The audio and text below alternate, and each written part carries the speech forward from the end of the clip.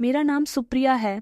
मेरे 2 बच्चे थे, एक बेटा और एक बेटी, और उन दोनों को लेकर मैं फुटपाथ पर बैठकर गुब्बारे बेचती थी। इसी कारोबार से मेरे बच्चों का पेट भरता था। ये कोई लंबा चौड़ा कारोबार तो नहीं था। जिंदगी ने मुझे ऐसे समय तक पहुंचा दिया था कि मैं 1 रुपये के लिए तरस रही थी। मैं बहुत ही सुंदर थी।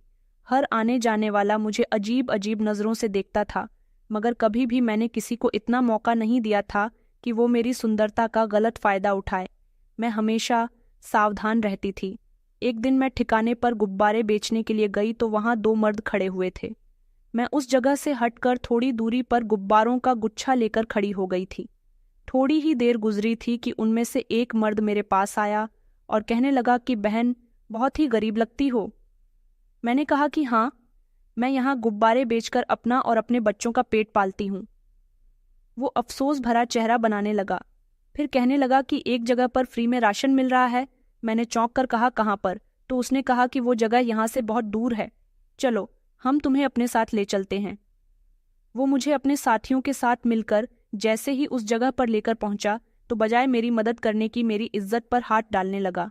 मैंने तड़प कर रोते हुए कहा कि हे भगवान, मेरी मदद करो, क्योंकि ऊपर वाले के अलावा मेरी और कोई मदद नहीं कर सकता था।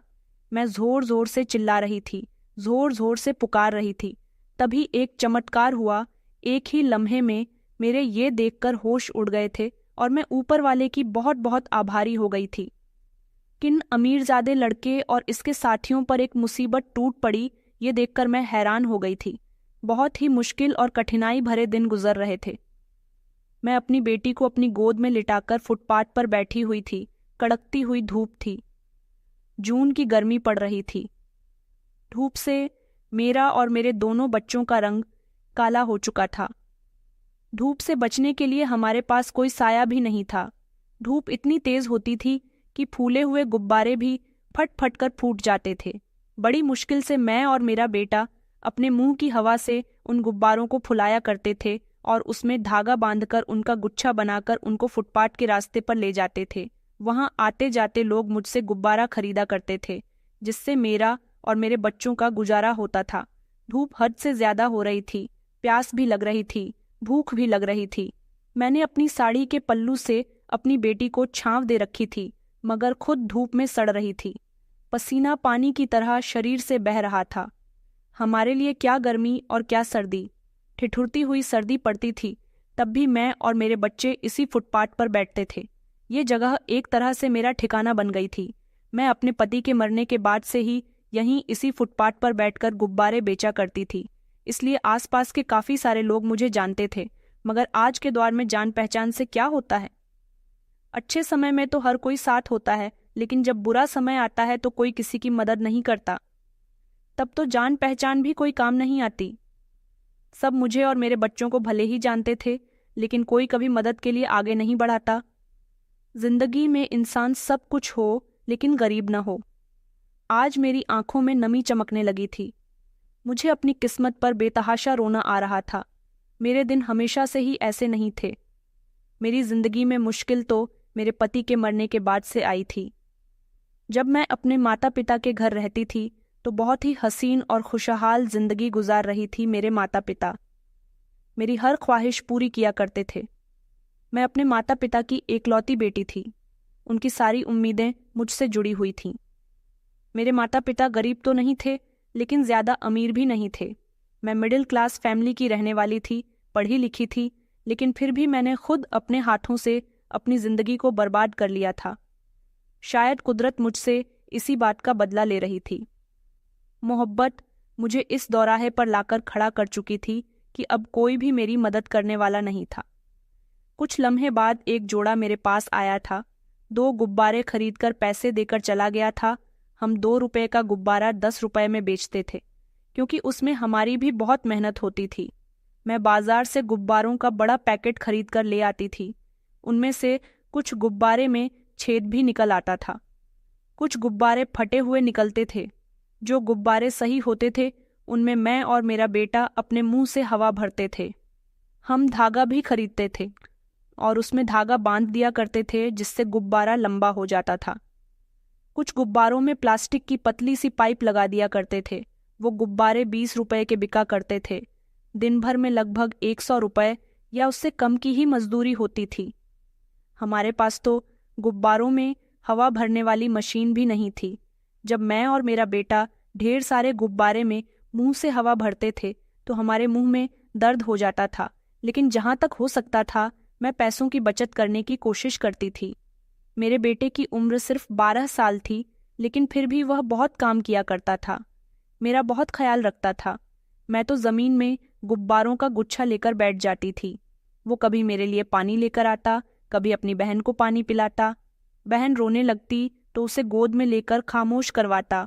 भूख लगती तो मुझसे पैसे लेकर दुकान से कुछ खाने को ले आता, तो साथ ही मुझे भी अपने हाथों से खिलाता। मेरा बेटा बहुत अच्छा था। उसका नाम दीपक है और मेरी छोटी बेटी का नाम ऋतु है। मेरे दोनों ही बच्चे मुझे बहुत प्यारे थे। मेरे पति के मर जाने के बाद यही तो मेरा इकलौता सहारा थे। कभी कभी तो ऐसा होता था कि बहुत कम पैसे मिलते, इतने कम पैसे कि ना तो मेरी बेटी के लिए दूध का बंदोबस्त हो पाता था और ना ही हम दोनों माँ बेटे खाना खा पाते थे। उस दिन मैं अपनी जगह खड़ी हुई थी। मैंने बेटे से कहा था, तुम यहाँ बैठकर गुब्बारे बेचो, मैं अभी आती हूँ। पास में ही मौजूद दूध की दुकान पर चली गई थी। मैंने वहां से दूध खरीदा था। मेरी बेटी सुबह से भूखी थी और अभी तक कोई आमदनी नहीं हुई थी। जब ये 2 गुब्बारे बिके तो 40 रुपए आ गए थे। मैं फौरन अपनी बेटी के लिए दूध लेने के लिए गई। उसको बहुत परेशानी होती थी। वो बहुत ही छोटी थी और ऊपर से बहुत कमजोर भी थी। फिर मैं गर्मी में जहां भी जाती थी उसे अपने साथ लेकर जाती थी। बेटा तो बेहतर था, बच्चों के साथ खेलता भी रहता था। उसको भी कहीं ना कहीं काम पर लगाने का सोच रही थी ताकि कुछ पैसे आ जाया करे, ताकि हमारी जिंदगी आसान हो जाए, क्योंकि गुब्बारे बेचने में भी कोई फायदा नहीं था। लेकिन इसके अलावा मैं कोई और दूसरा काम नहीं कर सकती थी। मैं कोई भी दूसरा काम करती तो उसकी लागत लाने में भी पैसों की जरूरत पड़ती। पैसे तो मेरे पास खाने के लिए भी नहीं थे, तो फिर किसी भी कारोबार को शुरू करने के लिए पैसे कहाँ से आते। दूध खरीदकर मैं एक कोने में आ गई थी, क्योंकि इस तरह से अपनी बेटी को खुले में दूध नहीं पिला सकती थी। मेरी बेटी छोटी थी। भगवान न करे अगर उसको किसी की नज़र लग गई तो मैं उसे कहाँ लेकर जाऊंगी। ये सोच आते ही मैं फौरन परेशान हो गई थी। दुकान के पिछले हिस्से की तरफ जाकर मैंने उसे अपने हाथ में लिया और दूध पिलाया था। जैसे जैसे वो दूध अपने गले में उतार रही थी, वैसे वैसे ही मुझे सुकून मिलता जा रहा था। एक माँ के लिए उसकी औलादी सब कुछ होती है। मेरी बेटी का पेट भर रहा था और मुझे ऐसा महसूस हो रहा था जैसे मेरा खुद का पेट भर रहा हो। बेटे को दूध पिलाकर जब मैं बाहर आई तो मेरी जगह के पास 2 बच्चे खड़े हुए थे। वैसे तो ये जगह कोई दुकान नहीं थी, बस मेरे लिए एक ठिकाना था शुरू में, जब अपने पति के मरने के बाद। मैं अपने छोटे छोटे बच्चों को लेकर यहाँ आई थी और गुब्बारे बेच रही थी, तो आसपास के दुकान व्यापारियों को इस बात से काफ़ी तकलीफ हुई थी। उन्होंने मुझे वहाँ से हटाने की भी कोशिश की थी। मैंने उनके आगे हाथ जोड़े थे, उनके आगे रोई थी और उनसे कहा था कि मेरे छोटे छोटे बच्चे हैं, मैं यहाँ से कहीं और जाऊंगी तो वो लोग भी मुझे भगा देंगे। आपको ऊपर वाले का वास्ता, मैं कोई गलत काम नहीं करूंगी। बस यहाँ ज़मीन पर बैठकर गुब्बारे बेच लिया करूंगी ताकि अपने और अपने बच्चों के लिए खाने का बंदोबस्त कर सकूं। बाकी मैं आप लोगों से कुछ नहीं मांगती। कुछ लोग तो इस बात पर बहुत भड़क रहे थे, लेकिन कुछ लोगों के दिल में रहम आ गया था, जिनकी वजह से बाकी के लोग भी खामोश हो गए थे। उन्होंने कहा था कि ठीक है, हम तुम्हें कुछ दिन तक देख लेते हैं कि तुम यहाँ बैठकर क्या करती हो। अगर तुमने या तुम्हारे बच्चों ने कुछ भी गलत किया तो हम तुम्हें यहाँ से हटा देंगे। ये अच्छी जगह थी। यहाँ फुटपाथ के आसपास छोटी मोटी दुकानें भी थीं। वैसे तो ये जगहें लोगों की नहीं थीं, मगर लाचार और मजबूर इंसान को हर मजबूत इंसान दबाने की कोशिश करता है। उन लोगों को लगता था कि जब मैं इस फुटपाथ पर बैठकर गुब्बारे भेजूंगी तो यहाँ का माहौल खराब होगा। मेरी नीयत सीधी थी। मैं सिर्फ अपने बच्चों की खातिर ये सब कुछ कर रही थी। कुछ दिनों तक मुझे काफ़ी मुश्किलों का सामना करना पड़ा था, लेकिन वक्त के साथ साथ सब कुछ ठीक हो गया। वहाँ आसपास के लोग मुझे जानने लगे, समझने लगे। फिर उन्होंने मेरे बारे में कुछ भी कहना सुनना बंद कर दिया था। वो लोग अपने काम में लगे रहते थे और उन्होंने मुझे मेरे हाल पर छोड़ दिया था। मैं जब अपनी बेटी को दूध पिलाकर वापस यहाँ आई तो 2 बच्चे वहाँ खड़े हुए थे। मैं फौरन उनके पास गई थी कि कहीं वो मेरे गुब्बारे लेकर भाग ना जाए, क्योंकि अक्सर ऐसा होता था कि कुछ बच्चे बहुत बदतमीजी किया करते थे, गुब्बारे चुराकर भाग जाते थे। मैं उनको दूर तक भागकर कैसे पकड़ती? न मैं उनसे कुछ कह सकती थी, न मैं कुछ कर सकती थी। गरीबी ने मुझे बहुत ही मजबूर कर दिया था। 2-3 दिन गुजरे थे। मेरा बेटा बच्चों के साथ खेलते खेलते ना जाने कहाँ चला गया था और मैं अभी यहीं फुटपाथ पर बैठी हुई थी। मेरी गोद में मेरी बेटी थी। अचानक मेरे पास एक बच्चा आया और कहने लगा कि आंटी एक गुब्बारा दे दो। जब मैंने उसे गुब्बारा दिया तो वो पैसे देते हुए कहने लगा कि आंटी आपका बेटा चोरी करते हुए पकड़ा गया है। दूसरी गली में एक औरत ने उसे पकड़ लिया है और उनके पति उसे बहुत बुरी तरह से मार रहे हैं। जाकर अपने बेटे को बचा लो। उसकी बात सुनकर मेरे पैरों तले से जमीन निकल गई। मुझे ऐसा लगा जैसे मेरे शरीर से जान निकलकर बाहर आ जाएगी। मेरे लिए सांस लेना भी दुश्वार हो गया था। मैंने अपनी बेटी को फौरन गोद में उठाया, गुब्बारे उस दूध वाले की दुकान पर बांध दिए और जल्दी से उस गले की तरफ बढ़ी थी। मेरे हाथ पैर बुरी तरह से फूल रहे थे, मेरा शरीर कांप रहा था। पता नहीं मेरा बेटा किस हाल में होगा। किसने उसे पकड़ लिया? किसने उस पर चोरी का इल्जाम लगा दिया है? मेरा बेटा चोर नहीं था, वो तो सिर्फ 12 साल का था और बहुत ही कमजोर था। मैंने उसे हमेशा अच्छी बातें सिखाई थीं, तो फिर आज न जाने ये सब क्या और कैसे हो रहा था। मैं फौरन ही दौड़ती हुई इस गली में पहुंची। वहां जाकर मैंने देखा कि बच्चों की बहुत सारी भीड़ खड़ी हुई थी। मैं भीड़ को चीरती हुई जब आगे बढ़ी तो ये देखकर मेरे पैरों तले से जमीन निकल गई थी। एक आदमी मेरे बेटे को बुरी तरह से लातों से मार रहा था। यह देखकर मुझे ऐसा लगा जैसे मेरे शरीर की जान निकल गई है। मैं अपने पैरों पर खड़ी होने काबिल नहीं रही थी। मेरा बेटा जख्मी हालत में जमीन पर पड़ा हुआ था। मेरा दिल फटने के करीब आ गया था। मैं फौरन भागते हुए उस पर आ गई थी। मैंने फौरन उस आदमी से हाथ जोड़कर कहा था कि भाई साहब मेरे बेटे को छोड़ दो, इसे मारना बंद करो। मगर उस आदमी ने तो मुझे भी मारना शुरू कर दिया था। मैंने अपने बेटे को अपनी बाहों में छुपा लिया था। वह आदमी मुझ पर भी हाथ उठाने लगा तो आसपास मौजूद आदमियों ने उसे कहा कि भाई ये तुम क्या कर रहे हो? औरत के ऊपर तो हाथ मत उठाओ। वो आदमी मुझे गुस्से से घूरते हुए कहने लगा था कि तुमने अपने बेटे की ये परवरिश की है। तुम्हारा बेटा चोर है। तुम्हारा बेटा हमारे घर का सामान चोरी कर रहा था। ये तो अच्छा हुआ कि मैं समय पर आ गया और मैंने इसे मौके पर ही पकड़ लिया, वरना ये तो यहाँ से न जाने क्या क्या चोरी करके ले जाता। मैंने कहा कि नहीं भाई साहब, आपको कोई गलत फहमी हुई है। मेरा बेटा ऐसा नहीं कर सकता, वो तो बहुत ही मासूम है। वो आदमी चिल्लाते हुए कहने लगा कि अच्छा, तुम्हारा बेटा मासूम है और मुझे कोई गलतफहमी नहीं हुई, तो फिर मैंने अपनी आंखों से जो देखा उसके बारे में क्या मैं झूठ बोल रहा हूँ? एक बात कान खोलकर सुन लो, अपने बेटे को अच्छी तरह से अक्ल सिखा दो, वरना अच्छा नहीं होगा। मैंने गर्दन घुमाकर अपने बेटे का चेहरा देखा तो उसका चेहरा जख्मी हुआ पड़ा था। उसके चेहरे पर नील के निशान हो रहे थे। मेरा बस नहीं कर रहा था कि मैं इस आदमी का मुंह नोच लूं। मैं इस आदमी से कुछ नहीं कह सकती थी क्योंकि मैं अकेली और लाचार औरत थी। वैसे भी मजबूर इंसान को मजबूत इंसान हर तरह से दबाने की कोशिश करता है। फिलहाल मैं खामोश रही क्योंकि मैं जानती थी कि गलती मेरे बेटे की ही है। वो ही उनके बेटे के साथ खेलता था। जब सारे बच्चे एक साथ खेल रहे थे तो उनका बेटा ही खेल खेल में मेरे बेटे को अपने घर ले आया था। अब यहाँ आने के बाद उसके साथ क्या हुआ, उसने क्या किया, ये तो मेरा बेटा ही बता सकता था, लेकिन फिलहाल उसकी कंडीशन ऐसी नहीं थी कि वो बात भी कर सकता। मैं कुछ भी करके उसे यहाँ से ले जाना चाहती थी, क्योंकि अगर अब मैं आगे अपने बेटे की सपोर्ट में बोलती तो ये लोग मिलकर मुझे और मेरे बेटे को मारते। मेरी गोद में मेरी बेटी भी थी जो बुरी तरह से रो रही थी। एक अजीब सा शोर शराबा हो रहा था जिससे मेरा भी दिल दहल रहा था। मैंने उस आदमी के सामने हाथ जोड़े और कहा कि भाई साहब, मैं अपने बेटे की तरफ से आपसे माफ़ी मांगती हूँ।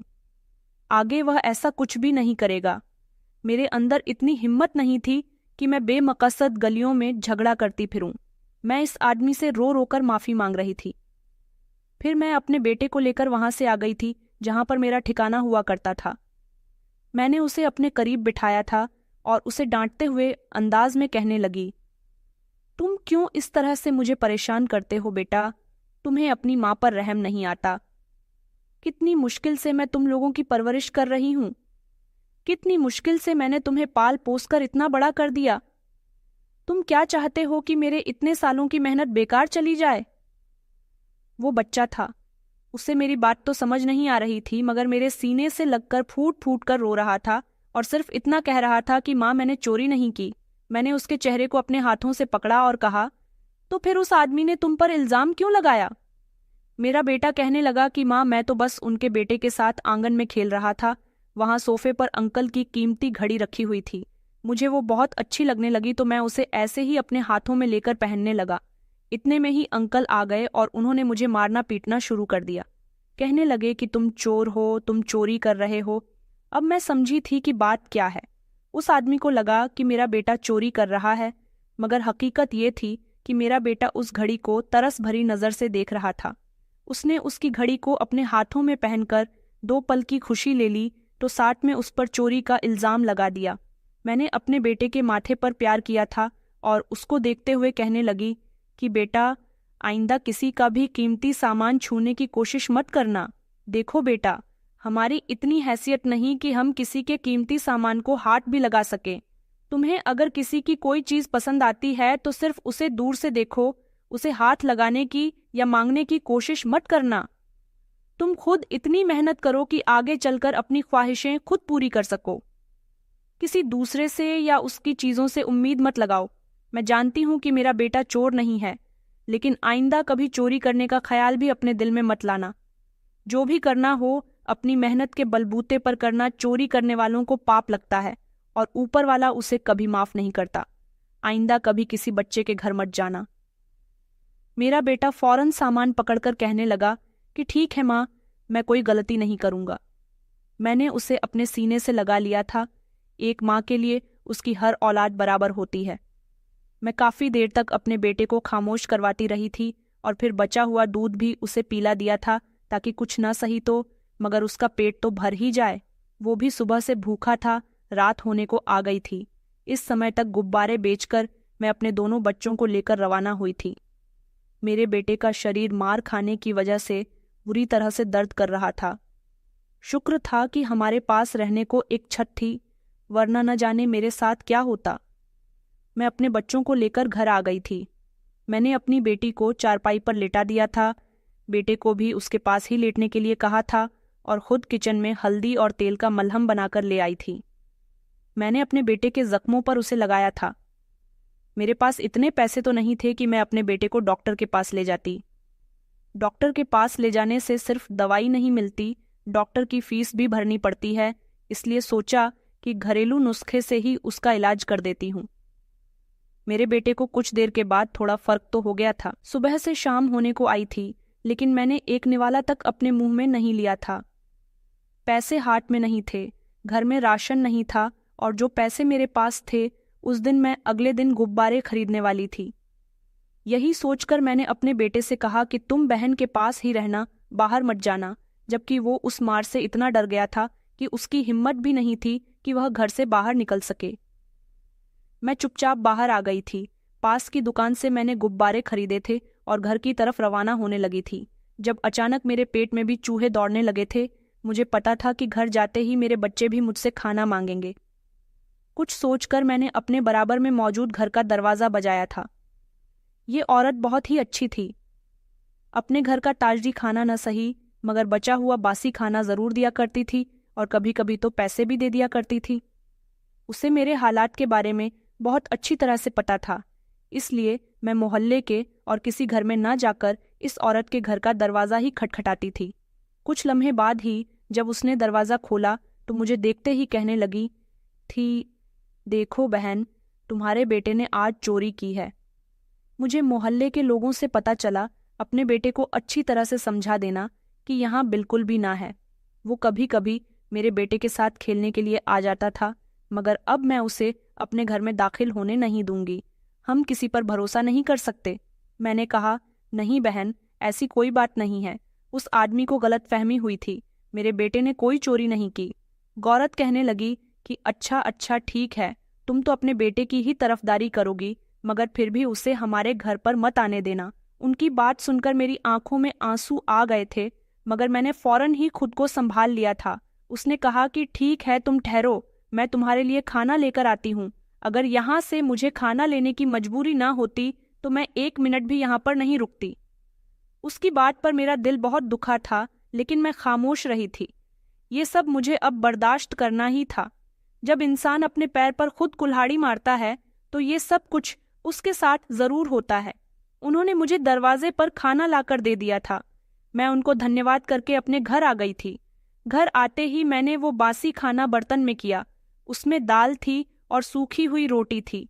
सूखी हुई रोटी न मुझसे खाई जाती थी और ना ही बच्चों से, इसलिए मैं उस रोटी को पानी में डालकर मुलायम कर लिया करती थी और फिर बच्चों के साथ बैठकर खाना खाने लगी। शुक्र था कि औरत मुझे खाने के लिए खाना दे दिया करती थी, वरना ना जाने क्या हो जाता। मेरे बेटे का शरीर बहुत दर्द कर रहा था। मुश्किल से मेरे बेटे ने वो रोटी अपने हलक से उतारी थी और मेरी गोद में आकर लेट गया था। मैं बिल्कुल खामोश आसमान के नीचे बैठी हुई थी। रात हो चुकी थी। मैं चाँद को घूर घूर कर देख रही थी। मेरी आंखों में बहुत सारे आंसू थे। दिल में बहुत तकलीफ थी। मेरा दिल तड़प रहा था। कुछ सोचकर मैं अपनी जगह से खड़ी हो गई थी और फौरन ही भगवान के आगे हाथ जोड़कर रोते हुए प्रार्थना करने लगी थी। मेरी आंखों से आंसू बह रहे थे, लेकिन जुबान पर शिकायत नहीं थी, क्योंकि मेरे माता पिता ने मुझे हमेशा यही समझाया था कि जो कुछ भी मांगना हो ऊपर वाले से मांगो और हमेशा उसका धन्यवाद करो। वो शुक्र करने वाले लोगों को बहुत पसंद करता है। जो इंसान शिकायत करता है वो हमेशा दरबदर हो जाता है। मैंने सिर्फ भगवान से इतना मांगा था कि मेरे बच्चों की परवरिश अच्छे से हो जाए। जिन मुश्किलों का मुझे सामना करना पड़ रहा है, मुझे उनका सामना न करना पड़े। मेरे बच्चों की जिंदगी संवर जाए। मेरे बच्चे इस तरह दर दर की ठोकरें न खाएं। बस मेरी जिंदगी में सुकून पैदा कर दो। मैं बार बार ऊपर वाले से प्रार्थना कर रही थी और फिर अपनी बेटी की आवाज़ सुनकर वहां से उठी और उसे गोद में ले गया। उसे सुलाने की कोशिश की। रात में भी कई बार बच्चों को भूख लगती है, उन्हें दूध की ज़रूरत होती है, लेकिन मैं अपनी बेटी को बार बार दूध नहीं पिला सकती थी, इसलिए उसे खामोश करवाती थी। उसे गोद में लेकर टहलती रहती थी, उसे सुलाने की कोशिश करती थी और बार बार उसे सुलाकर खामोश करवा दिया करती थी ताकि वह रो रो कर दूध ना मांग सके। अगली सुबह का सूरज रोशन हो गया था।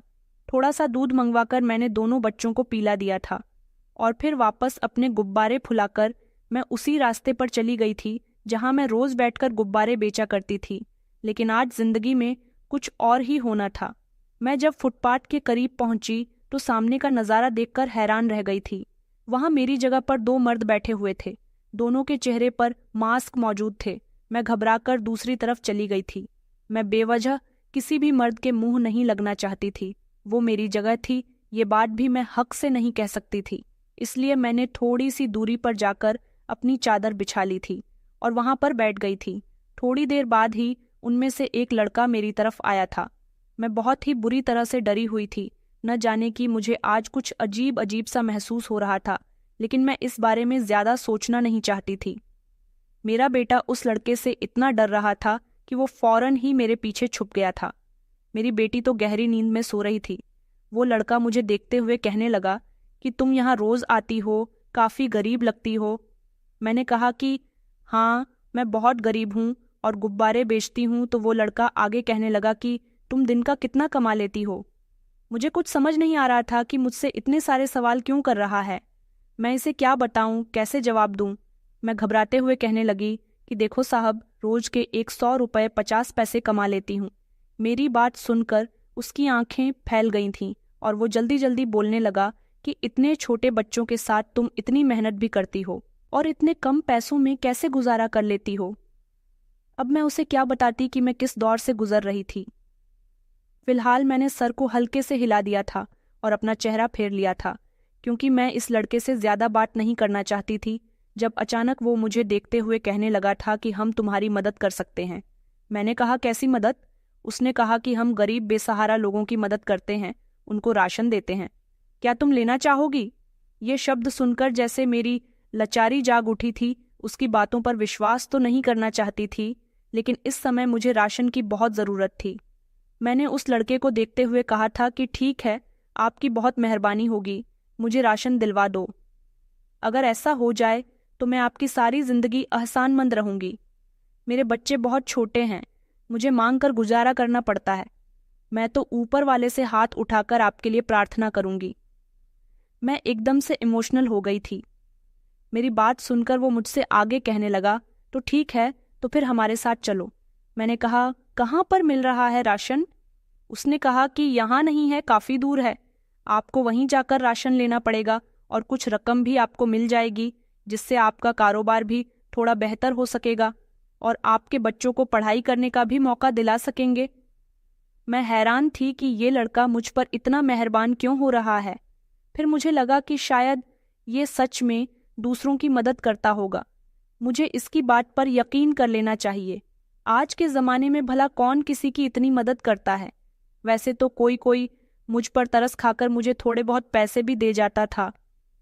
अब ये लड़का भी मेरी मदद करने के लिए कह रहा था। मैं इससे पहले कुछ कहती, उसने अपने दूसरे वाले साथी को भी पास ही बुला लिया था। वो दोनों मुझे देखते हुए कहने लगे कि आप हमारे साथ चलो, देर हो रही है, हम आपको पैसे भी दिलवा देंगे और राशन भी थोड़ा ज्यादा ही दिलवा देंगे।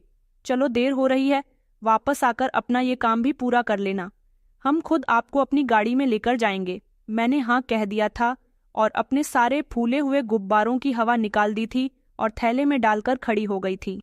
जब वो मुझे देखते हुए कहने लगे थे कि अपने बच्चों को घर पर छोड़ आओ, वहाँ भीड़ होगी, ऐसी जगह पर बच्चों को ले जाना ठीक नहीं होगा। मगर मैंने कभी भी अपने बच्चों को खुद से अलग नहीं किया था और ना ही घर में कभी अकेला छोड़ा था।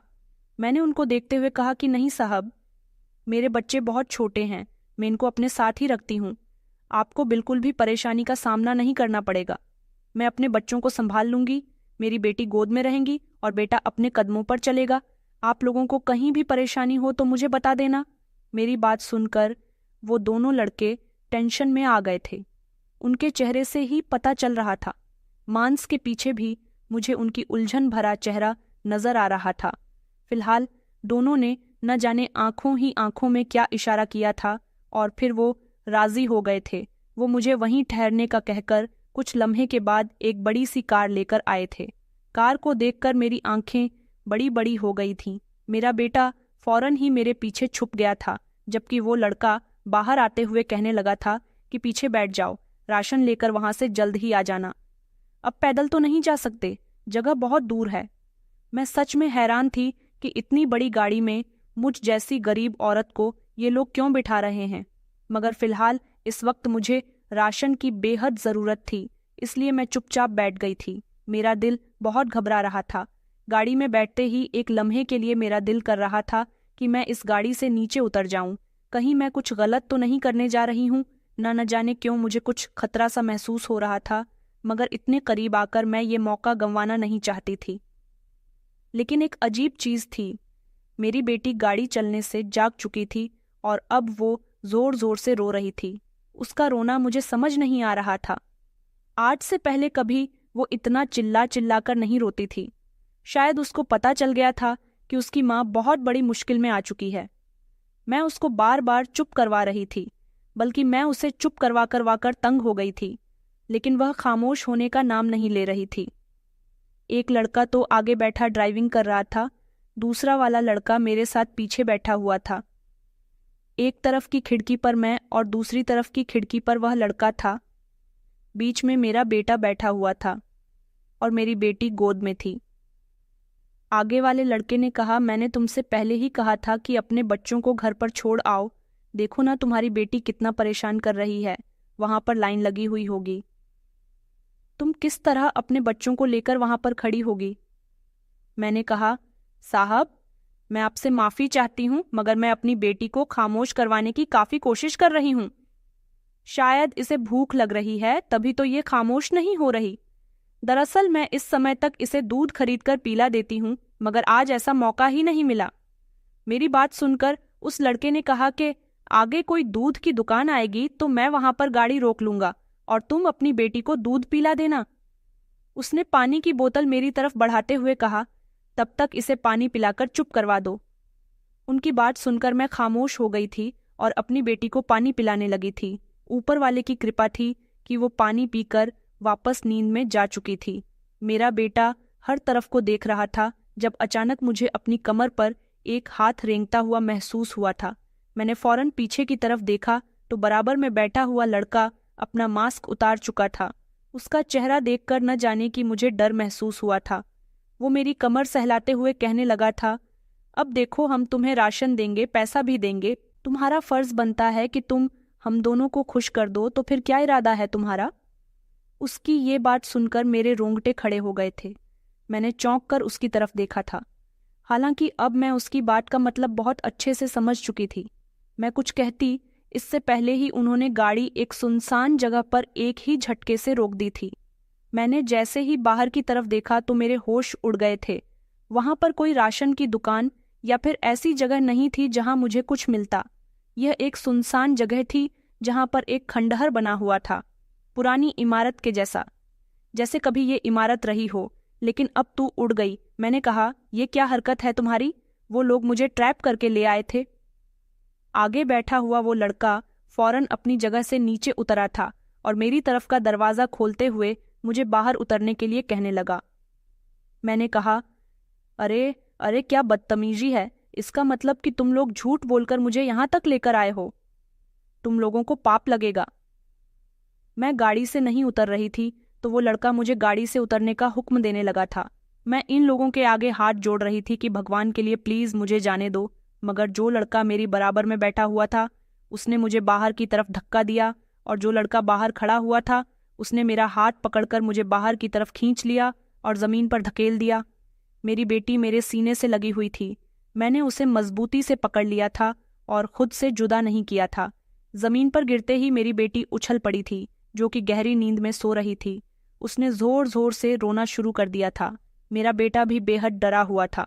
मैंने कहा कि प्लीज़ मुझे जाने दो, मेरे साथ ऐसा मत करो। लेकिन जब इंसान के दिमाग पर हवस सवार हो जाती है तो भला कोई कुछ भी बोले उस पर कोई असर नहीं होता। वो दोनों मुझे घसीटकर खंडहर के अंदर ले जाने लगे थे, मगर मैं उनसे बार बार खुद को छुड़ा रही थी। मेरी गोद में मेरी बेटी भी थी। वो बार बार मेरे हाथ से मेरी बेटी को छीनने की कोशिश कर रहे थे, लेकिन मैंने उनको अपनी बेटी नहीं दी। अगर मैं उनको अपनी बेटी दे देती तो शायद वो उसे ज़मीन पर धकेल देते, जिससे मेरी बेटी बुरी तरह से जख्मी हो जाती। वो मुझे देखते हुए कहने लगे, बड़ी डीठ हो, तुम ज़्यादा जुबान चलाने की ज़रूरत नहीं है। अगर शोर मचाया तो अभी के अभी तुम्हारे दोनों बच्चों को जान से मार देंगे और तुम्हारे साथ भी अपनी हवस पूरी करके तुम्हें भी मार देंगे। किसी को पता भी नहीं चलेगा कि तुम और तुम्हारे बच्चों को किसने मारा है और तुम लोग यहाँ तक कैसे पहुँचे। यहाँ तक कोई परिंदा भी पर नहीं मारता तो तुम्हारे बारे में किसी को पता नहीं चलेगा। वैसे भी तुम्हारे आगे पीछे है ही कौन जो तुम्हारा पता लगाने की कोशिश करेगा? मेरा बेटा डरा हुआ था। वो अभी भी गाड़ी के अंदर ही बैठा हुआ था। मेरी बेटी रो रही थी और मेरा भी शरीर थर थर कांप रहा था। मैं उनके आगे हाथ जोड़कर कहने लगी थी कि मेरी आंखें पीछे सच में कोई नहीं है, लेकिन मेरा ऊपर वाला मेरे साथ है। वो तुम लोगों को कभी माफ़ नहीं करेगा।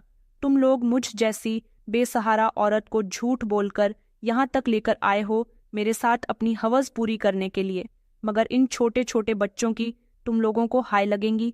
मेरे छोटे छोटे बच्चे हैं। प्लीज़ मेरी और मेरे बच्चों की ज़िंदगी बर्बाद मत करो। पहले ही मैं बहुत परेशान हूँ। भगवान के लिए मुझे छोड़ दो, मुझे जाने दो। लेकिन वो लोग मुझे यहाँ से भेजने के लिए तो यहाँ लेकर नहीं आए थे। वो लोग मुझसे अपना मतलब पूरा करना चाहते थे। उन्होंने कहा, खामोशी से हमारी बात मान लो वरना अच्छा नहीं होगा। मगर मैं इस गलत काम को करने के लिए कहीं से कहीं तक भी तैयार नहीं थी। वो मेरी इज्जत पर हाथ डालना चाहते थे और जहाँ तक हो सकता था मैं अपनी इज्जत उनसे बचाने की कोशिश कर रही थी। तभी एक लड़के ने बड़ी बेदर्दी से मुझसे मेरी बेटी को छीना था और गाड़ी का दरवाज़ा खोलकर जिस जगह पर मेरा बेटा बैठा हुआ था उसे भी वहां पर फेंक दिया था। दरवाजे को बाहर से बंद कर दिया ताकि मेरे बच्चे बाहर ना निकल सके। वो दोनों गाड़ी के अंदर बैठे रो रहे थे। मैं बुरी तरह से चिल्ला रही थी, रो रही थी, मगर वो दोनों लड़के धीरे धीरे मेरे करीब बढ़ रहे थे। मैं पीछे हटती जा रही थी। मुझे अपने पति की बहुत याद आ रही थी, अपने माता पिता की बहुत याद आ रही थी। मुझे बहुत रोना आ रहा था। मन कर रहा था कि बस कोई भी आकर इस समय मुझे बचा ले। न जाने मैं किसी मुसीबत में फंस गई हूँ। मैं इन दरिंदों के आगे हाथ जोड़ते हुए कह रही थी कि ऊपर वाला तुम्हें कभी भी माफ़ नहीं करेगा। तुम्हें भगवान का वास्ता है, ऐसा मत करो। मैं कभी अपनी नज़रों में उठ नहीं पाऊंगी। तुम लोग मेरी इज्जत खराब करके आखिर क्या हासिल कर लोगे, जबकि मेरी पूरी जिंदगी तबाह और बर्बाद हो जाएगी। लेकिन वो लोग मेरी सुनने वाले कहाँ थे। मैंने अपनी आंखें बंद कर ली थीं। वो धीरे धीरे मेरे करीब आ गए थे और इस खंडहर के अंदर मेरे साथ बुरा सलूक करने के लिए पूरी तरह से तैयार थे। मैं आंखें बंद करके ऊपर वाले को याद कर रही थी। इस समय मेरे साथ बहुत कुछ गलत हो सकता था, मगर मुझे फिर भी ऊपर वाले पर पूरा पूरा भरोसा था कि वो मेरी मदद जरूर करेगा। मैंने कभी किसी का बुरा नहीं चाहा था, कभी किसी के साथ बुरा नहीं किया था। भले ही मुझे वक्त और हालात ने परेशान करके रख दिया था, लेकिन मेरे साथ इतना भी बुरा नहीं हो सकता। ऊपर वाला मेरी हिफाजत जरूर करेगा। जैसे ही दूसरे वाले लड़के ने मेरी साड़ी का पल्लू मेरे सीने से हटाने के लिए अपना हाथ आगे बढ़ाया, अचानक ही उसकी एक जोरदार चीख हवा में गूंजने लगी थी। मैं जो आंखें बंद करके वहां बैठी हुई थी, जैसे ही मैंने आंखें खोली तो सामने का नजारा देखकर मैं हैरान रह गई थी। उसका हाथ बुरी तरह से मुड़ा हुआ था और वो जमीन पर गिरा हुआ था, जबकि दूसरा वाला लड़का देखकर उसे बुरी तरह से और उसका शरीर थर थर कांप रहा था। अचानक ही मेरी नज़र बाईं तरफ बैठे हुए वहां पर मौजूद वर्दी में खड़े एक पुलिस ऑफिसर पर गई थी। ऊपर वाले ने उसे मेरी मदद के लिए फरिश्ता बनाकर भेज दिया था। मैं फौरन ही हाथ जोड़कर भगवान से प्रार्थना करने लगी थी, जबकि इस पुलिस वाले ने उन दोनों लड़कों को बंदूक के निशाने पर ले लिया था।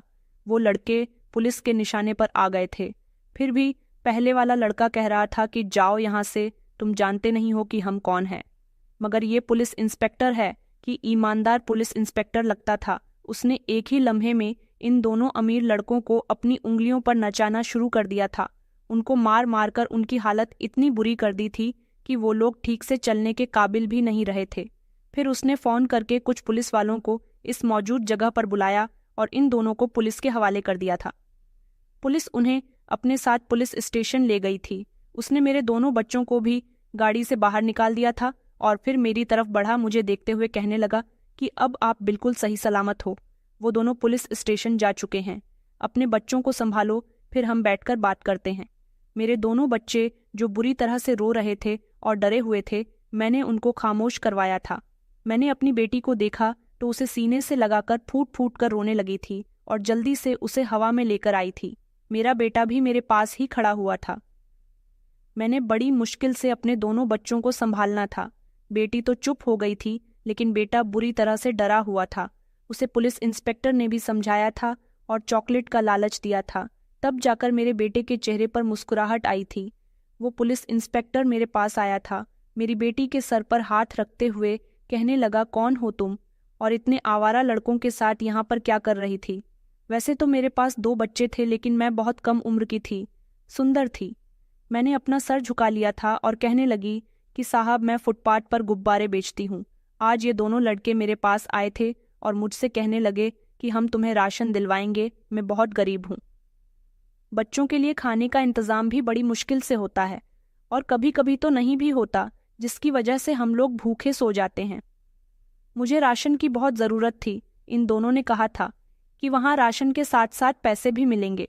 इसी लालच की वजह से मैं उनके साथ यहाँ तक आ गई थी, लेकिन वो तो मेरी इज्जत के लुटेरे निकले, मेरी इज्जत के साथ खेलना चाहते थे। ऊपर वाले ने आपको फरिश्ता बनाकर भेज दिया, आपका बहुत बहुत शुक्रिया। मैं आपका ये एहसान कभी नहीं भूलूंगी। जबकि वो आदमी मुझे देखते हुए कहने लगा था, तुम सच में गुब्बारे बेचती हो? मैंने सिर को धीरे से हिलाकर कहा था कि जी। उसने कहा, लेकिन तुम्हें देखकर तो ऐसा लगता है जैसे किसी अच्छे घर की हो। मैंने उस आदमी की शक्ल को एक बार फिर से देखा था। मैं कुछ कहती इससे पहले ही उसका मोबाइल बजने लगा। पहले उसने फ़ोन पर बात की और फिर कहने लगा कि चलो, मैं तुम्हें तुम्हारी मंजिल तक छोड़ देता हूँ। फिर मुझे पुलिस स्टेशन जाकर उन दोनों लड़कों को डिमांड पर लेना है। उनको सज़ा मिलनी बहुत ज़रूरी है, ताकि आइंदा वो किसी मजबूर की मजबूरी का ऐसे फ़ायदा न उठा सके। मैं ऊपर वाले का शुक्रिया अदा कर रही थी। आज मैं मौत के मुंह में जाते जाते बची थी। कितनी बड़ी आसमाई से मैं गुजर कर आई थी। घर आकर मैं काफ़ी देर तक भगवान के आगे हाथ जोड़कर प्रार्थना करती रही थी और अपने बच्चों को ढेर सारा प्यार कर रही थी। थोड़ी देर प्रार्थना करने के बाद मैंने अपने बच्चों को दूध पिलाया था और फिर उनके पास बैठ गई थी। मेरे बच्चे गहरी नींद में सो गए थे। अभी कुछ देर ही गुजरी थी जब अचानक मेरे घर के दरवाजे पर दस्तक हुई थी। मैं बहुत ही परेशान हो गई कि इस समय भला कौन आ सकता है। ऊपर वाले का नाम लेकर मैंने दरवाज़ा खोला तो सामने ही वही पुलिस इंस्पेक्टर खड़ा हुआ था, लेकिन वो इस समय अपनी वर्दी में नहीं था। उसने घरेलू कपड़े पहने हुए थे। मैंने जाकर उसे नमस्कार किया। वो मुझसे इजाज़त मांगने लगा कि क्या मैं आपके घर के अंदर आ सकता हूँ। एक लम्हे के लिए दिल किया कि इनकार कर दूं, क्योंकि इस घर में मैं और मेरे बच्चों के अलावा कोई नहीं रहता। लेकिन इस आदमी की वजह से आज मैं इतनी सलामत महसूस कर रही थी कि मैंने दरवाज़ा खोल दिया था। वो मेरे साथ मेरे आंगन में ही बैठ गया था। मैंने सिर झुका लिया था। मेरा बस नहीं चल रहा था कि मैं उसको बोल दूं कि प्लीज़ यहाँ से चले जाओ। मर्दों के लिए मेरे दिल में इतना डर बैठ गया था कि वो मुझे देखते ही सवाल करते हुए नज़रों से कहने लगा, देखो, तुम सच में साफ सुथरे घर की लगती हो, पढ़ी लिखी भी लगती हो, फिर अपनी जिंदगी ऐसे क्यों गुजार रही हो? तुम्हारा घर भी काफी अच्छा है। तुम्हारा पति कहाँ है? ये शब्द नहीं थे, बल्कि कोई खंजर थे जो मेरे दिल पर वार कर रहे थे। मेरा बस नहीं चल रहा था कि मैं जोर जोर से रोने लग जाऊं, लेकिन मैंने खुद पर बड़ी मुश्किल से कंट्रोल किया था और जवाब दिया था कि मेरा पति 1 साल पहले मर गया था। वो कहने लगा कि अच्छा, क्या हुआ था तुम्हारे पति को? मैंने गहरी सांस ली और कहा था कि बस उनको एक बड़ी बीमारी लग गई थी। हम दोनों ने लव मैरिज की थी। मेरा पति गरीब था। उसके पिता के अलावा उसका इस दुनिया में कोई भी नहीं था और मैं अपने माता पिता की इकलौती बेटी थी। वह मुझसे बहुत प्यार करते थे। उन्होंने मेरी हर ख्वाहिश पूरी की थी, बहुत लाड प्यार से रखा था। मगर जब मुझे अपने पति अभिराज से मोहब्बत हो गई, तब मैं अपने माता पिता की मोहब्बत को भूल गई थी और एक दिन उसके साथ घर से भागकर यहाँ आ गई। फिर उसके साथ शादी कर ली। मैं जानती थी कि मेरे माता पिता कभी भी इस गरीब लड़के के साथ मेरी शादी नहीं करवाएं। वो भले ही मिडिल क्लास थे, लेकिन मेरी शादी किसी हाई क्लास फैमिली में करना चाहते थे। मैं सुंदर थी। मेरे माता पिता ने मेरे दान दहेज के लिए काफ़ी सारे बंदोबस्त करके रखे हुए थे। वो अपनी इकलौती बेटी की धूमधाम से शादी करके अपने सारे अरमान निकाल लेना चाहते थे, मगर मैंने उनके साथ बहुत गलत किया। पहले जो मेरा पति खूब सेहतमंद हुआ करता था, उसे कोई बीमारी नहीं थी। शादी के कुछ समय के बाद से ही वो बीमार रहने लगा। फिर ऊपर वाले ने मुझे बेटा दे दिया। हम अपने बेटे के साथ खुशियां खुशियां रहने लगे। फिर एक समय ऐसा भी आया कि मेरे ससुर इस दुनिया से चल बसे। मेरा पति रिक्शा चलाया करता था। उसकी आमदनी कम थी, मगर फिर भी मैं उसके साथ बहुत होश थी। वो मेरी और मेरे बेटे की हर ख्वाहिश पूरी किया करता था। जब मेरा बेटा 11 साल का हुआ, तब मैंने एक बेटी को जन्म दिया और अब मेरे पास 2 बच्चे हो गए थे। मगर इस दौरान मेरे पति की बीमारी काफ़ी हद तक बढ़ गई थी। उनको टीबी की बीमारी हो गई थी। वह चाहता तो अपना इलाज करा सकता था, मगर उसके लिए सबसे पहले उसकी पत्नी और बच्चों की खुशियां थीं।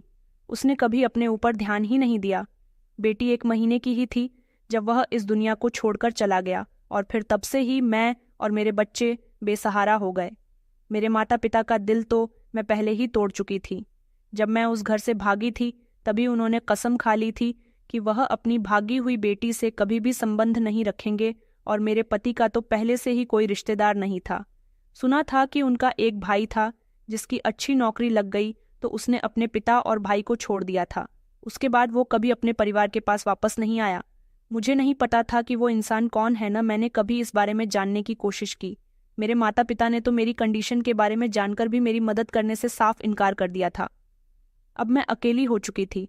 अपने बच्चों का पेट पालने के लिए मुझे कुछ न कुछ तो करना ही था। ये घर मेरे ससुर का है, काफ़ी बड़ा है। ये छत मेरे लिए अपनी है। बस ये घर है और ये बच्चे ही ले देकर मेरा सब कुछ है। तब से ही मैं गुब्बारे बेचने लगी थी ताकि ज़िंदगी में कुछ सुकून आ सके, मगर ऐसा कहाँ मुमकिन है। धीरे धीरे ज़िंदगी में मुश्किलें बढ़ती चली गईं। मोहल्ले वाले अच्छे हैं इसलिए सुकून है, मगर आज के हादसे ने मेरी पूरी तरह से जिंदगी बदल कर रख दी है। मैं सिर झुकाकर खूब रो रही थी जब वो आदमी मुझे देखते हुए कहने लगा था, तुम्हारे पति अभिराज ने भी कभी तुम्हें अपने भाई के बारे में कुछ नहीं बताया था? मैंने सर हिलाकर कहा कि नहीं, उन्होंने मुझसे कभी अपने भाई का कोई जिक्र नहीं किया था। उन्होंने अपना मोबाइल निकाला और उसको मेरी तरफ बढ़ाते हुए कहने लगे कि तुम्हारा पति अभिराज यही है ना? मैंने मोबाइल को ध्यान से देखा तो मेरे होश उड़ गए थे। मेरे पति का फोटो आखिर इस इंसान के पास क्या कर रहा था, जिसमें पुलिस इंस्पेक्टर भी मेरे पति के बराबर में खड़ा हुआ था? मैंने कहा, ये फोटो आपके पास कहाँ से आई? और फिर जो बात इस आदमी ने मुझे बताई वो मुझे पत्थर कर गई थी। उन्होंने कहा कि दरअसल अभिराज मेरा छोटा भाई है और ये फोटो तब का है जब मेरी नौकरी भी नहीं लगी थी। जब मेरी नौकरी लग गई तब मुझ में घमंड आ गया था कि मैं पुलिस इंस्पेक्टर बन गया हूँ। मुझे अपने गरीब पिता और अपना अनपढ़ भाई अच्छा नहीं लगता था, इसलिए मैं लोगों से दूर रहकर अपनी नौकरी करने लगा था। मगर मैं ये भूल गया था कि मैं ईमानदार पुलिस इंस्पेक्टर तो बनना चाहता था, लेकिन सबसे ज्यादा बेईमानी अपने भाई और पिता के साथ कर बैठा। उनको मुश्किल समय में छोड़ दिया, उनकी कभी मदद नहीं की। वो मुझे देखते हुए कहने लगा कि मैं तुम्हारे बच्चों की शक्ल देखकर ही समझ गया था कि तुम मेरे भाई की पत्नी हो। जिस दिन उसकी मौत हुई थी उस दिन मैं यहाँ आया था, मगर तुम काफी अफसोस में थी। तुम्हें नहीं पता चला कि कौन आया और कौन गया। मैं अपने भाई का अंतिम संस्कार करके यहाँ से चला गया था। मैं शहर में अलग घर में रहता हूँ। मेरे घर में कोई नहीं है। मेरा घर सुनसान पड़ा हुआ है।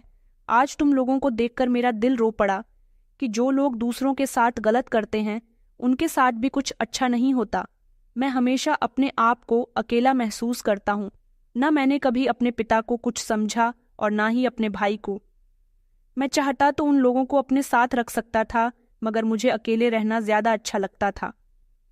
पिताजी और अभिराज के मरने के बाद मुझे समझ आया कि अकेलापन कितनी बुरी चीज है और कितनी बुरी तरह से इंसान को खोखला कर देता है। मैं तुम्हारे आगे हाथ जोड़ता हूँ। मैं अपने भाई और अपने पिता से तो माफी नहीं मांग सकता, मगर तुमसे माफी मांग रहा हूँ। तुम मुझे माफ कर दोगी तो शायद वह लोग भी मुझे माफ कर देंगे। वो लोग इस दुनिया से चले गए, मगर उनकी आत्मा को शांति पहुंचेगी। जबकि मैं उसको फटी फटी नजरों से देख रही थी, उसकी बातें सुन रही थी। फिर कुछ लम्हे के बाद उसने जो कहा वो सुनकर मैं और ज्यादा हैरान हो गई थी। सबसे ज्यादा हैरानी मुझे इस बात पर हुई थी कि ऊपर वाला इतनी आसानी से मुश्किल कैसे हल कर देता है। मैं दंग रह गई थी। वो मुझे देखते हुए कहने लगा, जिंदगी में बहुत सारी मुश्किलें आती हैं, लेकिन उनका सामना भी हमें ही करना पड़ता है। कोई भी इंसान जीना नहीं छोड़ता। इसलिए मैंने फैसला किया है कि मैं अपने भाई के बच्चों को इस तरह से दर दर की ठोकरें खाता हुआ नहीं देख सकता। मैं बिल्कुल अकेला हूँ। अभी तक मेरी शादी भी नहीं हुई। मैं तुमसे सिर्फ इतना कहना चाहूंगा कि तुम मेरी जिंदगी में अपने बच्चों के साथ शामिल हो जाओ। तुम मेरे साथ शादी कर लो ताकि मैं इन बच्चों की परवरिश कर सकूं, इनको अपना नाम दे सकूं, तुम्हें सहारा दे सकूं। मैं अपने भाई के बच्चों के सर पर हाथ रखना चाहता हूं और तुम्हें अपनी जिंदगी में शामिल करना। ये जरूर था कि वो इंसान मुझसे उम्र में काफी बड़ा था, लेकिन अगर मुझे सहारा मिल रहा था तो भला मैं क्यों ऐतराज करती। वैसे भी मेरी जिंदगी में कम मुश्किलें नहीं थीं। मुझे भी इन बच्चों की परवरिश करने के लिए किसी के साथ की बहुत ज़रूरत थी।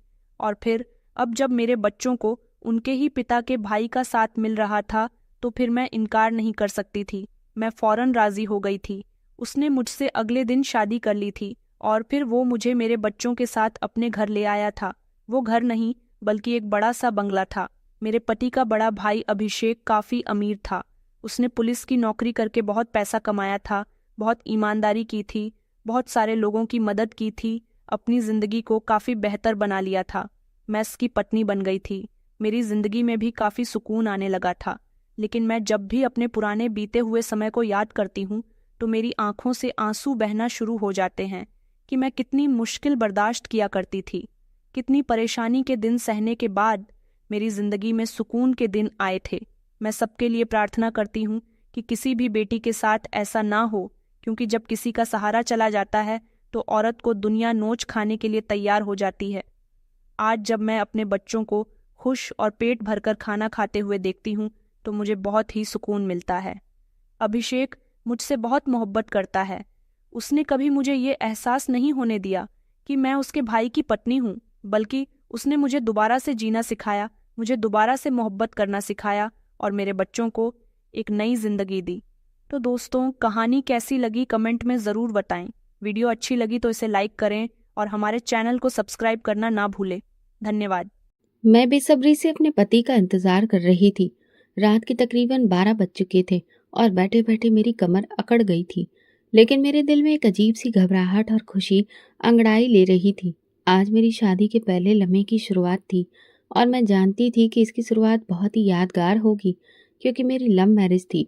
मुझे पूरा यकीन था कि जिस तरह समीर के साथ मेरी मोहब्बत बहुत खूबसूरती के साथ पनपी थी, वैसी ही मेरी नई जिंदगी का हर दिन खुशियों से भरा होगा।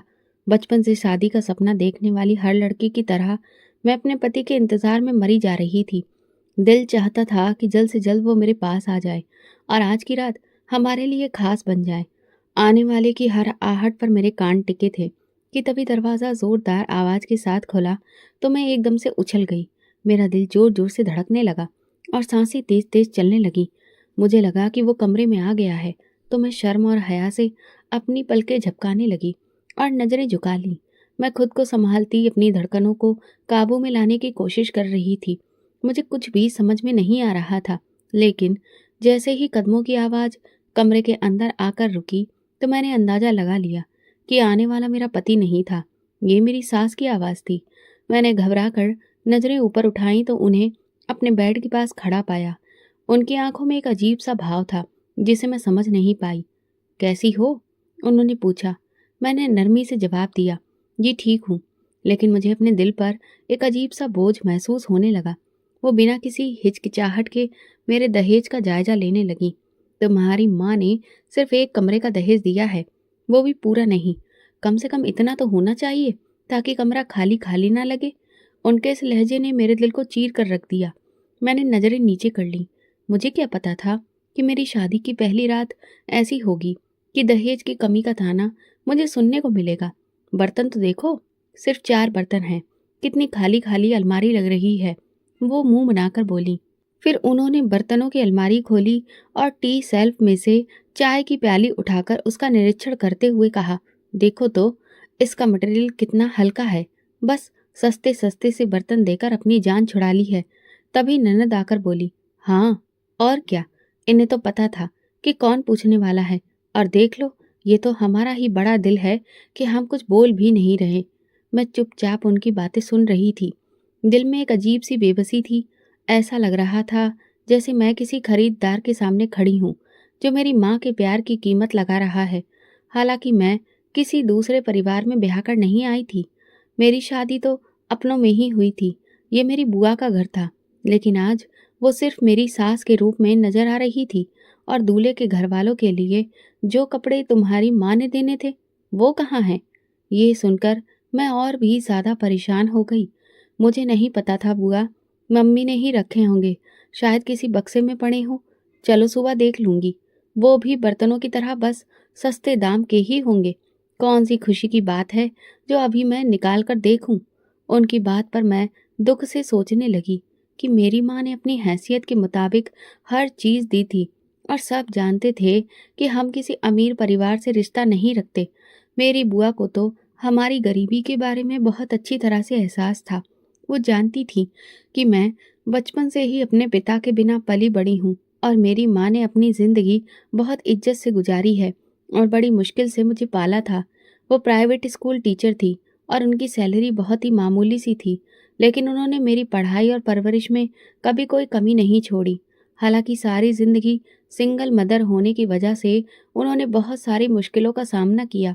बुआ मेरी मम्मी की कुर्बानियों से अच्छी तरह वाकिफ थी और हमेशा पहले मम्मी की तारीफें करती रहती थी, लेकिन आज वो एक सास के रूप में बिल्कुल बदल चुकी थी। उनकी बातों ने मुझे अंदर से तोड़कर रख दिया था। मेरी आंखों में आंसू भर आए थे, लेकिन मैं खामोश रही। अब तक ऐसे क्यों बैठी हो? कपड़े चेंज कर लो और सो जाओ। समीर तो सुबह तक ही आएगा, क्योंकि वो अपने दोस्तों के साथ बैठा होगा। उनके ये शब्द मेरे लिए और ज्यादा हैरान परेशान करने वाले थे। शादी की पहली रात थी और वो कितनी बेफिक्री से ये बात कह रही थी कि मेरा पति मेरे पास नहीं आएगा। उनके बात करने के अंदाज में ना तो कोई फिक्र थी और ना ही कोई एहसास। मेरा दिल एक भारी बोझ के तले किसी जख्मी परिंदे की तरह फड़फड़ाने लगा। क्या ये वाकई मेरी शादी की पहली रात है? क्या ऐसा भी होता है? कहीं दिल में ढेर सारे सवाल उठने लगे थे, लेकिन मैंने कुछ भी नहीं कहा। वो फिर से बोली, अच्छा ये गोल्डन पर्स मुझे दो जरा। मैंने कांपते हाथों से अपना पर्स उन्हें पकड़ा दिया। उन्होंने पर्स को तुरंत खोला और उसमें अंदर झांका। पर्स में मेरी मुंह दिखाई के पैसे पड़े हुए थे। फिर उन्होंने पर्स मेरी गोद में वापस फेंक दिया। मैं हैरान रह गई। उनके व्यवहार में ना तो कोई नरमी थी और ना ही कोई शराफत, और वो फिर कमरे से चली गईं। उनके जाते ही मेरी रुकी हुई सांसें थोड़ी ठीक हुईं। मैं कुछ देर के लिए हैरान परेशान बैठी रही। उनके अचानक आ जाने से दिल और दिमाग जैसे थम सा गया था। मैं बार बार दरवाजे की तरफ देखती कि कहीं वो फिर से वापस ना आ जाएं। जब काफ़ी देर खालीपन में गुजरी तो मैं बहुत ही धीरे से अपना पर्स खोला तो मेरी सांस जैसे रुक सी गई थी, क्योंकि पर्स बिल्कुल खाली था। मेरी सास ने मुंह दिखाए के सारे पैसे मेरे पर्स में से निकाल लिए थे। मेरे दिल में एक अजीब सा दर्द उठा। मैंने अपना सर पकड़ लिया और खाली पर्स को देखने लगी। ये कैसी शादी है और कैसी पहली रात है? क्या ये वही जिंदगी है जिसका मैंने कभी सपना देखा था? मैं सोचती रही कि ऐसा कैसे हो सकता है। एक तरफ तो ये मेरी अपनी बुआ का घर था, जिसे मैं हमेशा अपना परिवार समझती थी, लेकिन दूसरी तरफ मुझे ऐसा लग रहा था जैसे मैं किसी बिल्कुल अजनबी जगह पर हूँ। दिल में ढेर सारे सवाल उठ रहे थे, लेकिन उनका कोई भी जवाब मेरे पास नहीं था। क्या हर लड़की की जिंदगी की शुरुआत ऐसी ही होती है? क्या ये शादी की वो खुशियों भरी रात होती है जिसका जिक्र अब तक मैं कहानियों में सुनती आई थी, या फिर मैंने ही कुछ गलती कर दी थी? पहली रात को ही इस कदर बेइज्जती का सामना करना पड़ेगा, मैंने कभी सोचा भी नहीं था। वो लम्हे मेरे लिए जैसे ठहर से गए थे। मेरे सपनों का महल एक झटके में ही जमीन पर टूट कर बिखर गया था। मेरी आंखों में आंसू थे, दिल में एक भारीपन और मन में हजारों सवाल, लेकिन मैंने अपने आंसू पीने की कोशिश की। ये रात, ये लम्हे, ये दर्द शायद अब मेरी जिंदगी का हमेशा के लिए हिस्सा बनने वाले थे। लेकिन मैं अपनी माँ जैसा जिगर कहाँ से लाऊंगी? मैं ये नाइंसाफी बिल्कुल भी बर्दाश्त नहीं करूंगी। ये सब मैं सोच ही रही थी कि तभी अचानक मुझे विदाई के वक्त अपनी मम्मी की नसीहत याद आ गई। उन्होंने जाते वक्त मेरे कान में धीरे से कहा था, चाहे कुछ भी हो जाए पल्लवी, एक तो तुम्हें कभी भी अब अपना घर छोड़कर नहीं आना है, और दूसरा, हालात चाहे जैसे भी हो, कभी भी तलाक के बारे में या अपने पति से अलग होने के बारे में नहीं सोचना। जब मैंने मम्मी की ये बात सुनी थी तो एकदम नजर उठाकर उनके चेहरे की तरफ देखा था। न जाने क्यों मुझे ऐसा लगा कि माँ को शायद मेरी आने वाली जिंदगी को लेकर शक हो रहा है, या कहीं ऐसा तो नहीं कि अब वो इस शादी को करने पर पछता रही हैं। हालांकि इससे पहले मैंने माँ के चेहरे पर ऐसे भाव कभी नहीं देखे थे। क्योंकि विदाई का वक्त था तो मैं उनसे ज्यादा बात नहीं कर सकी, लेकिन मेरा इरादा था कि शादी के बाद मुझे जब भी मौका मिलेगा तो मैं उनसे ये जरूर पूछूंगी कि क्या उन्हें किसी तरह का कोई पछतावा हो रहा है। कमरे में आने और बुआ के जाने के बाद मैंने दिल में एक फैसला ले लिया कि मेरी माँ ने अपनी सारी जिंदगी मेरी खातिर कुर्बान कर दी। हालांकि अगर वो चाहती तो तलाक के तुरंत बाद दूसरी शादी कर सकती थी, लेकिन उन्होंने मेरी खातिर अपनी पूरी जिंदगी अकेलेपन के साथ गुजार दी। उन्होंने मुझसे कभी कुछ नहीं मांगा, बस सिर्फ इतना कहा था कि ये मेरी इच्छा है कि तुम अपना घर बसा लो। तो उनकी बातें जब मुझे याद आईं तो मैंने सोच लिया कि मैं अपनी बुआ के व्यवहार से परेशान नहीं होंगी, बल्कि हर मुमकिन कोशिश करूंगी कि अपनी जिंदगी मम्मी को दिए हुए वादों के मुताबिक गुजारूं, और एक दिन मैं इस घर में अपनी जगह बना लूंगी। मैंने धीरे से पर्स बंद किया और दिल ही दिल में खुद को मजबूत करने की कोशिश की। मेरी शादी की पहली रात की शुरुआत भले ही बेकार रही, लेकिन अब भला इसमें हो भी क्या सकता था। रात तेजी से गुजरती जा रही थी और मैं अकेली अपने कमरे में बैठी थी।